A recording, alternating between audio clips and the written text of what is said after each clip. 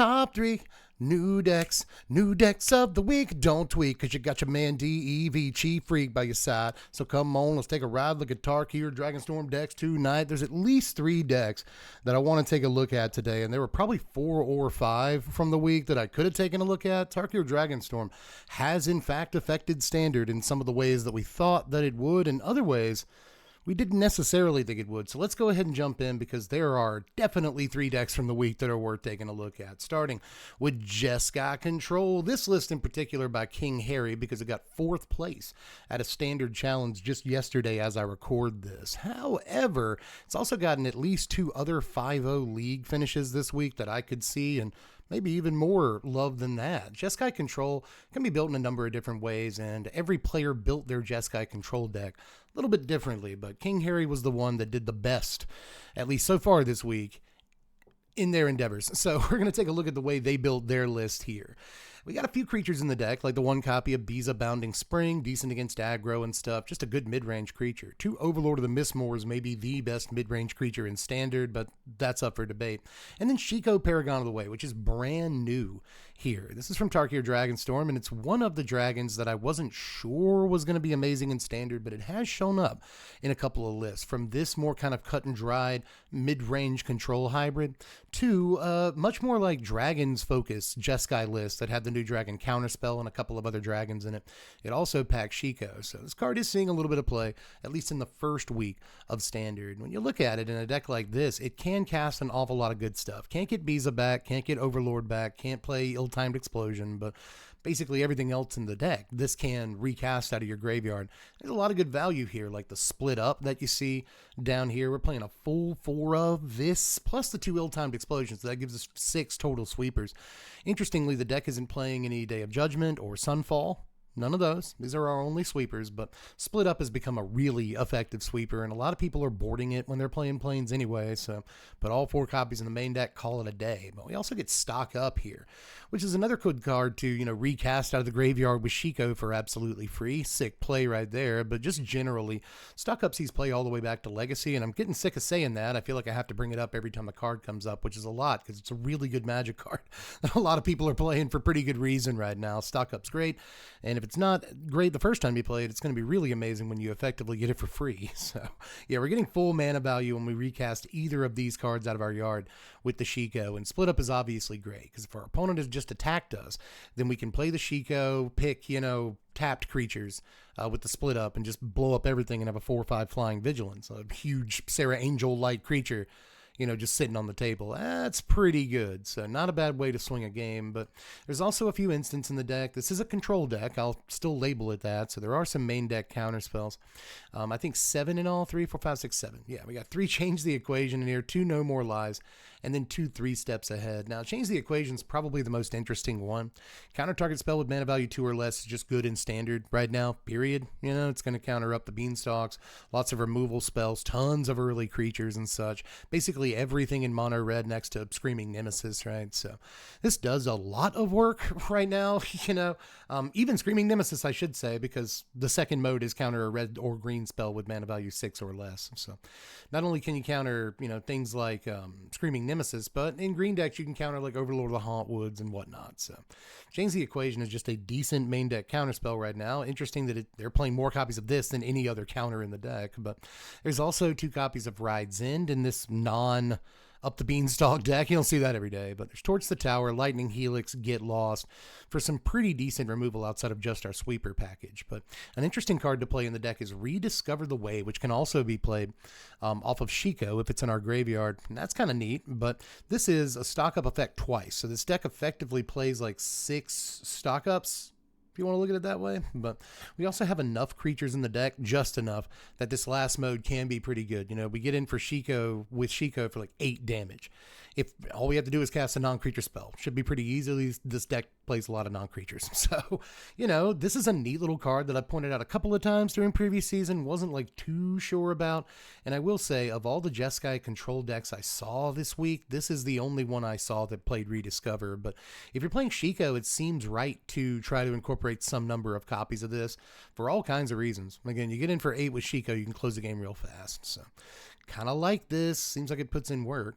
26 lands altogether, and nothing too special, right? No creature lands or anything like that. And very few of the Surveil lands. Just 1 Thundering Fall, 2 Meticulous Archive, 2 Elegant Parlors. So fewer of these tap Surveil lands than you would normally expect to see in a 3-color control deck. But we get into the sideboard, and it's honestly pretty self-explanatory. Authority of the Consuls against aggro, Biza against aggro when you need another threat too. Lithomantic Barrage is in here. Mostly, let me scroll up so you can see the entire card. Mostly against, I would assume, Oculi and other Bizas, but there's plenty of other targets for this in Standard. Tishana's Tidebinder along with a 4th change the equation, and 2 negate form like a counterspell package. In the side, we're playing swamps. We're playing islands, so we're going to have some counter magic in the board. Rest in Peace to combat the reanimative elements in the format, and then Stone Brain, a pretty interesting way to fill out your sideboard here. If you want, you can grab some of the most important cards in their deck. You can take the Zers out of their deck so they can never do anything with that. That's kind of cool, I guess. You can take the Jaces out of their deck in certain matchups. You can even take, certain cards away from them against like aggro and stuff, but you probably won't be doing that too much. If you're playing against Omniscience decks, this obviously takes the Omniscience out of their deck if they haven't played it yet, and that's a growing concern because that's a real combo deck now. So Stone Brain, I can see it doing some work right now in Standard. I could. But apart from that, that's more or less it for this particular iteration of Jeskai Control. But like I said, there was more than one this week. Don't be surprised if you keep seeing people play different versions of this deck until we get a deck list that seems, aka, correct, I guess we'll put it. But it's just a neat little deck. We haven't seen a Jeskai deck, period, apart from Convoke, really do much lately. And even Convoke has been on the downstroke. So, it's cool to see a kind of version of the blue-white deck that was kind of, again, a hybrid mid-range control deck kind of grow into this Jeskai pile here. Oh, one more thing I should point out. If I'm not mistaken, the land base does not include the Jeskai tap land. And I wanted to point that out before we get out of here, too. I found that kind of interesting because you'd think that it would.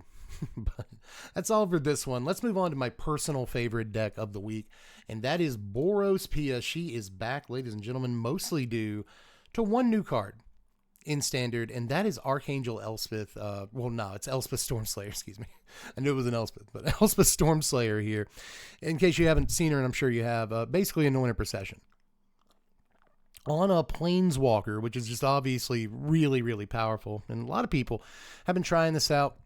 In mono white, they've been retooling the Urbrass Forge like Boros deck because this is really good with Forge. It gives you 2 Forge tokens when Forge pops off. That's great. But also, the player It's Time thought it might be pretty good with Pia Nalar. And interestingly, they ended up with not only 14th place in a Standard Challenge on the 11th, but they bumped it up to a 10th place in the Standard Challenge the next day on the 12th. So they've been, putting in quiet work with this deck. They haven't quite cracked the top 8 yet, but they've stayed in the top 16 of the last 2 tournaments they've entered with this deck, and it appears to be just this one player on this deck. And from what I've seen, it's just twice that it's occurred over the last 5 days, and both times it was It's Time. So congratulations, you're my player of the week. It's Time. You are really doing everything you can to make this deck real, and nobody else will pick it up, which is really lame because it looks cool. Haven't seen Pia in a while. Thopters we control have haste, and whenever we play a land or cast a spell from exile, create a 1/1 colorless Thopter with flying. So that's pretty cool with Elspeth. That means we get 2 flying hasters every time we get this ability to trigger. So sweet with Slickshot Show Off. We'll play this card in the deck too. Lots of non-creatures to trigger this, right? But also Ren's Resolve. We get to play this too in the deck. A nice little card draw effect for a deck like this. It'll give us some tokens with Pia for sure. But surprisingly, that is kind of it. There's Archangel Elspeth in here too. Doesn't really do much with Pia, but along with the 5-mana Elspeth, just kind of makes us fall back on this token strategy, right? I kind of like that. But we got Torch the Tower, Lightning Helix, and Get Lost in various numbers to give us 10 total removal spells in the instance, plus a Chainsaw down here to give us another removal spell in the artifacts. Cori-Steel Cutter pops up here as a 4-of. This is probably the most played card from Tarkir Dragonstorm across the first 5 or 6 days of the Standard environment. I made this my honorable mention in the top 50, and I believe I said something about it's either the best card in the set or it's not good at all. There's something like that, right? And apparently it's the best card in the set for standard play. This thing is kind of everywhere this week. People are trying to find the right builds for it, and it turns out that it's been in 3 very successful builds so far. This one, mono red, and another one we'll look at in just a second. Again, you can't really escape the cutter. It's like the RKO. It's just going to hit you out of nowhere, just like a cutter should, and it's just kind of been around the world tonight this week. So expect to see this if you haven't seen it yet somehow. You just haven't been playing much Arena. Deck also plays Count on Luck, card from Ether Drift that I kind of like when it came out, sort of a red Phyrexian Arena that gets you an extra card every turn, but it puts that card in exile rather than in your hand. So cool for a deck like Pia Nalar, right? Perfect tool for a deck like Pia Nalar, actually. So cool to see a couple of copies of that in here, plus Painter Studio into Face Gallery, which for 3 mana is basically another copy of Rin's Resolve. So more copies of that. But the Face Gallery is really good with all of our, little attacking Thopter creatures and all of our stuff from Archangel Elspeth and Elspeth Stormslayer, right? So pretty cool here. This really serves the deck on 2 different fronts, so I'm not surprised to see the 4 of here, right? So with our decent removal package, and like our okay threats, because again, we can just fall back on our planeswalkers and just try to like generate, a few tokens a turn with Pia Nalar and kind of win the game that way. We can win the game all at once with a Slick Shot Show Off, which is an interesting angle for a deck like this to be able to attack from. So a lot of cool stuff going on here. We've even got some card advantage with Count on Luck. We can pretty easily play a couple of spells in a turn, especially with Rin's Resolve and, Deface Gallery in the same deck. So that's very cool. Well, Painter Studio, I guess, is the relevant part of the card there. But either way, with all these cards that draw cards into exile, right, Cori-Steel Cutter can pop off multiple times in turns. So really is kind of a Boros Tokens deck, but a little bit more kind of aggressive and double spelly than we would normally see a build like this. We're not even on Urbrass Forge in the main deck here. So a little different than you normally see a deck like this. Really cool to see Pia getting some play again. And maybe the coolest build that I've seen Cori-Steel Cutter in this week, too. And it's been in a lot of stuff. So cool build here, man. I hope you keep banging it out. It's time. Pretty low land count here of 22. We also work in a couple of tap lands like Elegant Parlor, Restless Bivouac, and we even find room for a couple of Cori Mountain Monastery. If this deck was truly aggro, we'd probably be playing Dalkovan Encampment instead, right? But instead we're playing Monastery, kind of denoting that we want to go long and grind some of the time. So again, the deck can win out of nowhere with a Slick Shot or just a bunch of tokens off Pia, right, all in one turn. But again, the deck can also go a little long, and that's a nice little variety of skills to have. Usually you don't see that. But in the sideboard here, we've got 2 Burst Lightning to respect aggro. Let me scroll up. 4 Destroy Evil, because it's really good right now. Blows up a ton of enchantments and huge creatures. Great against the Zur decks, right? Rest in Peace, again, a concession for the Reanimator elements and all kinds of stuff in Standard right now. 2 Split Up, because we're playing Plains. Every deck with Plains plays Split Up somewhere in the 75. It's really good. And then a full 4 of Wilt Leaf Liege, mostly against the Pixie decks with Hopeless Nightmare and stuff. So we can basically get this for absolutely free if they try to Hopeless Nightmare us on turn 1. That means we win the game. Like basically every time, because like they're not going to wipe this with like a Nowhere to Run or something.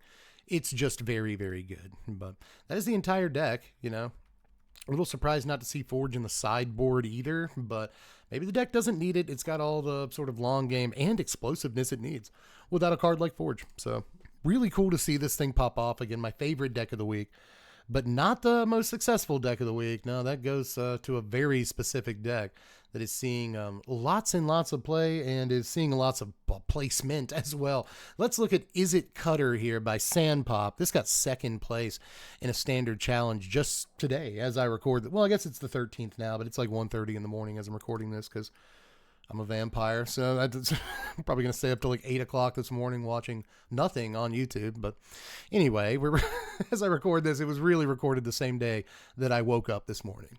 On the 12th. So this is the most, again, successful version of the deck, but it is not the only version of the deck by a long shot. Again, 2nd place in a challenge is really impressive. But the deck has also gotten 4th place in a challenge on the same day, 5th place in a challenge on the same day, and 7th place in a challenge on the same day. So in a bunch of other League 5.0s, and those do matter, don't get me wrong, but I mostly focus on challenge results for this series. Do note that that is 4 decks in the top 8 of the same tournament. So just throwing that out there. Let's take a look at this. First thing I should say is that this deck too has Cori-Steel Cutter in it. To take a closer look at this, this is a 2-mana artifact, and it's an equipment that equips for 2 mana. The equipped creature gets +1/+1. They have trample, they have haste. But it also has flurry. So when you cast your second spell each turn, you get a 1/1 with prowess. And then you can attach this thing to it. So you basically get a 2/2 prowess guy. Guaranteed when you cast your second spell every turn. That is disgusting. It turns out that's really good in a deck that's slinging a ton of spells. It only procs once a turn, obviously, but it can proc on, your turn and your opponent's turn. It can proc during their combat step when you cast your second spell. So, after they swing in, you can make a 2/2 basically and then block with it and maybe even prowess it to do more stuff and just really surprise them with these out of nowhere plays. But it also plays offense like really, really well, better than a third path iconoclast and maybe even like a young pyromancer. It doesn't trigger as many times in a turn as those cards do. But it's not as removable as cards like that either. A Gremlin Tamer, for instance, in Standard right now. And Third Path Iconoclast, again, it's available in Standard right now in this color combination, but we're not playing it even though it seems like it'd be really good. The Cori-Steel Cutter is just so much better because it's so much stickier. It hits the table. There's not a whole lot we're doing about it, at least not in the early days of this Standard. Maybe we'll start braiding, siding in more braids or something. Maybe green decks like Zur will have an answer to it in their sideboard with like Pick Your Poison or something, right? I could see it, but for right now, a lot of decks are just completely naked to a thing like Cori-Steel Cutter. Just like Stormchaser's Talent, which is right here next to it. They're actually kind of cards that are reminiscent of one another in some ways. They both make 1/1 prowesses. They both do so in such a way in the decks that they're in that they're going to make more than one prowess token over the course of a game, right? With Stormchaser's Talent, you usually bump it back to your hand with Fear of Isolation or a Pixie effect or something like that. This town ain't big enough, right?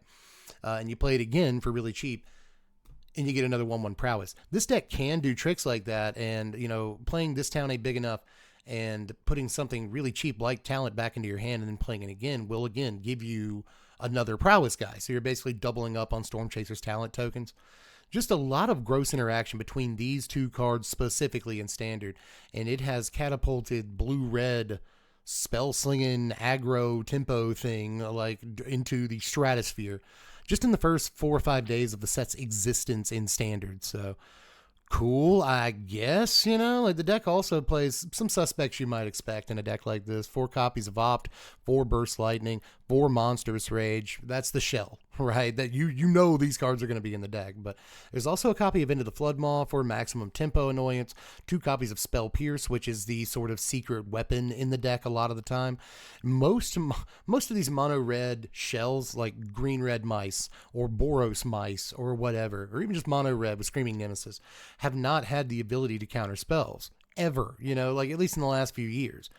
Because blue-red just hasn't really been a deck. But, Spell Pierce gives this deck the opportunity to counter sweepers, things like Split Up early in the game, temporary lockdown early in the game, things they normally wouldn't be able to get underneath. Spell Pierce allows them to do that. But it also counters all kinds of other stuff, man, just like Sheltered by Ghosts and Planeswalkers or whatever. This can get up under, so a really important card for a deck like this to carry. But apart from that, this also plays 4 copies of Stock Up. Something else that these aggro decks haven't really had is a good card advantage piece, a truly good one, right? Like again, Gruul Mice, Mono Red, Boros Mice, these are all the best aggro decks in the format for the last few months since Bloomburrow came out. But they don't draw cards. They just really don't. Sometimes you'll see a couple of Case of the Crimson Pulse, I think it's called. But really not a whole lot of card draw effects outside of like the 1 mana thing that gives them trample +1/+0 if you control a mouse, draw a card or whatever it is. But you just don't see hard card draw effects in these decks. But Stock Up gives them a relatively cheap, way to pull it off, right? So just if an aggro deck that has the tools at aggro's disposal right now, that has a card draw piece that allows them to get like the best 2 off the top 5, doesn't scare you, doesn't frighten you, then I don't know, man. You should probably play more Standard. It's just like this is terrifying. But so is Ren's Resolve. Just like Stock Up, this will give us card advantage to get more, dudes off of Cori-Steel Cutter, which is really important, right? So just a lot of card advantage in this deck. Plus Slick Shot, Show Off, and Monastery. Swift Sphere to benefit from all the card advantage we're getting. We can sling spells and, make them larger. This deck doesn't particularly play any sort of unsummon effects. It does play the one into the Flood Maw, but that's specifically creatures opponent controls. So this one isn't playing unsummon. It's not playing This Town Ain't Big Enough in the main deck. So we're not doing all these Storm Chasers talent tricks, but it turns out that's still a good Magic card. And it can buy back like a Monstrous Rage or something. Late in the game, if we get too late in the game and we really don't want to get too late in the game, then we can just pay the 6 mana for Storm Chaser's talent and start ripping off spells so we get 1/1s, right? So deck has some long game in that way too. It's kind of covering all of its bases. So like that about it. 21 lands, extremely low land count in this deck, but that's because we're drawing a lot of cards, so it makes sense. Also sideboard here, let me scroll up. It's becoming a catchphrase. We've got Dive Down in here as a one-of to protect our guys. Goes Vacuum as a concession against the Reanimator decks, and we don't have Rest in Peace mana. Into the Flood Maw as a one-of, again, for tempo shenanigans. Lithomantic Barrage for the same reasons we discussed earlier. Torch the Tower to respect not only opposing aggro decks, but, creatures like Unstoppable Slasher and Mosswood Dread Knight and all kinds of stuff that we really would like to exile. Sunspine Lynx, even though we are carrying a fair number of non-basics in our deck, it's still not a big deal, We're playing against a lot of 3-color piles right now, plus things like Zur. This is fantastic against those decks because they basically play almost no basic lands, So Sunspine is usually going to do more damage to them than it does to us, and even if it does just as much damage to us, they're usually at a lower life total anyway, so this can just win the game. Spell Pierce, again, is a 3-of, once you count the sideboard here, and then 2 negate because we're a deck playing islands, and we have 75 slots, and 2 of them will always incontrovertibly, no matter what, be taken up by negates, and you can't really argue with that decision. This is, again, the best deck of the new format by a very long shot.